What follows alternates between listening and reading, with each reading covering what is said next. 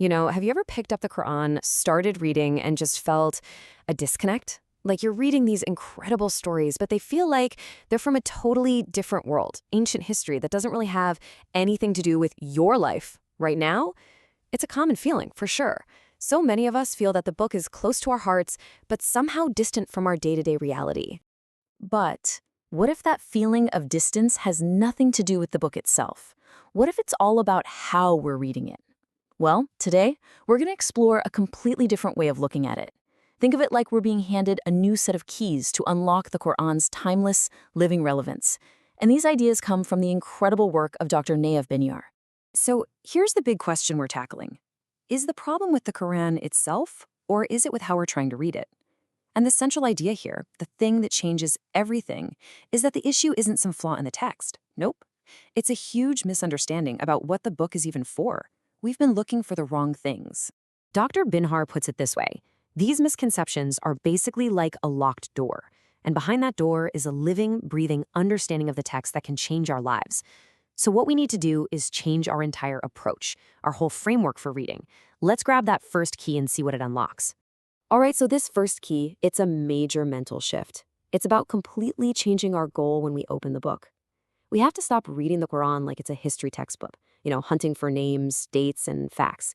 Instead, we need to see it for what it is, a book of methodology. It's a guide designed to build our awareness and literally rewire how we think. And this table really breaks it down, right? We're moving from who, when, where to why. What's the pattern here? So instead of asking what are the facts, we start asking what is this teaching me? I mean, think about this for a second. Pharaoh is mentioned in the Quran over 60 times. But guess what? We're never told his specific name. We don't know the exact year he ruled or how big his army was. And you have to ask why. It's because the historical facts are not the point. The point is the pattern.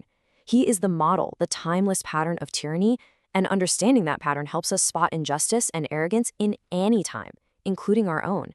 Okay, a fantastic case study for this whole idea is the Battle of the Trench. Now, this was a make or break moment for the early Muslim community. I mean, it was a terrifying siege, a total crisis. So you'd expect the Quran to give us a play-by-play, right? Troop numbers, battle strategies, who did what? But it doesn't. It completely skips over all the military details. Instead, it zooms in on something much, much more important and timeless. And this is where it gets brilliant. The Quran focuses entirely on 4 types of people and how they reacted to this intense pressure. You have the doubters who lost faith, the defeatists who wanted to give up, the deserters who just made excuses and ran, and then the believers whose faith actually got stronger. And here's the mind-blowing part. These 4 groups, they exist in every single crisis, in every company, every community, every country, throughout all of history. See? The Quran isn't just telling us a story about what happened back then, it's handing us a lens to understand what's happening right in front of us, right now. Okay, let's get to the second key. This second key flows perfectly from that last point. It's all about seeing the characters in the Quran not just as historical people who lived and died thousands of years ago. Instead, we need to see them as recurring models of human behavior, what you might call archetypes. Right. An archetype is just a recurring model of how people act. So when the Quran talks about Pharaoh or Quran or the children of Israel, it's using them to teach us about timeless human traits. The real takeaway here is to look past the specific name on the page and see the pattern underneath. These aren't just stories about them. They're mirrors held up to us. Let me show you a really clear example. Check out this quote from a man named Qarun. I only attained it because of knowledge I possess. So here's a guy with just incredible wealth, and when people ask him how he got it, that's his answer. It was all me, my genius, my hard work. Qarun is the perfect archetype of self-entitlement. He's that timeless human tendency to completely forget where our blessings come from and to let success make us arrogant. And then, on the flip side, you have the story of the blind man. The Prophet Muhammad is busy talking to some important tribal leaders when this man approaches him. Now, the Quran never gives us his name. Why not? Why just call him the blind man?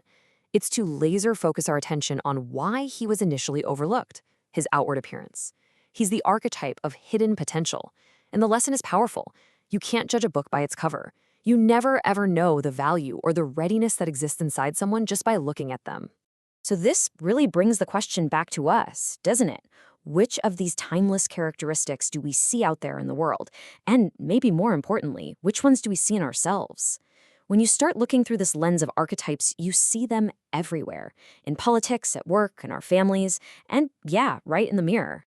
Okay, this third key is a real game changer. This is the idea that the Quran isn't some passive book that you just sit and read. No way. It's an interactive text, and it only reveals its deepest secrets to people who are actively, personally engaged with the issues it talks about. So, what does that actually mean? The Quran only interacts with those who are reactive. It means you have to care. It means that unless you adopt the issues of the Quran as your issues, you won't get it. You won't understand its purpose. To really get the guidance on a topic, you have to be invested in that topic in your own life. Your engagement is literally the key that opens the door. Let me give you an example. If you want to understand what the Quran says about family reform, you have to actually care about what's happening in families. If you don't care about justice, the verses on justice will just be words on a page. And if you're not willing to confront hypocrisy in the world and in yourself, those verses will fly right over your head. Think of it this way. Someone who's totally indifferent to family issues might read a verse about it and think, okay, that's nice. But a social worker on the front lines, they'll read that same verse and see layers of profound, practical wisdom. A physicist might read a verse about the cosmos and be absolutely floored. The book speaks to you where you are, but you have to be somewhere. So this is all fascinating stuff, right?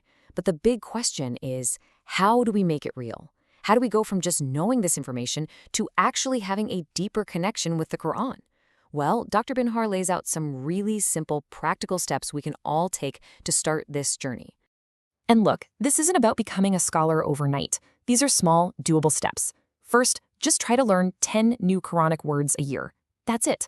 Second, instead of trying to read the whole thing, just pick one surah, one chapter, and focus on understanding its central theme. Third, as you read, start a little collection of character traits. What does the Quran say a believer is like, or a hypocrite? And finally, the most important step, apply it to yourself. Look at that list and ask, which of these traits do I have? Which ones do I need to work on? It's these small, consistent actions that turn reading from a simple ritual into a real journey of personal growth.